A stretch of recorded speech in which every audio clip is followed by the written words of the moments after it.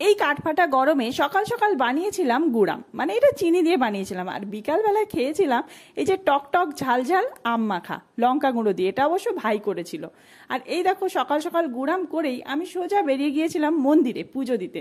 এখানে আমি প্রায়শই পুজো দিতে আসি, এখানে এসে আমার মনের সব ইচ্ছা পূর্ণ হয়। এটা আমি আগেও ভিডিওতে অনেকবার বলেছি, আবারও বলছি, এটা হলো কোলাঘাটের দাসপাড়ার কালী মন্দির।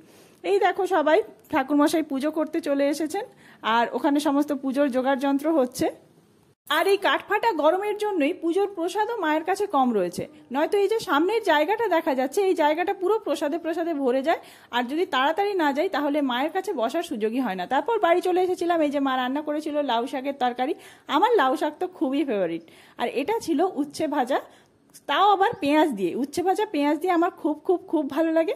আর এটা ছিল বাটা মাছের ঝাল, বড় বড় বাটা মাছ দুখাদি করে কাটা। আর এটা ছিল আমের টক, এটা একটুও চিনি দেয়া নেই, শুধু টক টক। আর তারপরে ছিল ঝোল। আমরা গরমকালে এরকম সমস্ত সবজি দিয়ে ঝোলটা খুব বেশি খাই। আর এটা বিকেলবেলা ঠান্ডা ঠান্ডা তরমুজ, একদম ফ্রিজ থেকে আইসক্রিমের মতো বের করে মা কেটে এনেছিল, আমি এই যে খাচ্ছিলাম। তারপরে সাদা অংশটা দেখাতে মা বললো সাদাটা দেখাস না, লাল রঙের একটা দেখা, সেটা বেশি ভালো লাগবে ভিডিওতে।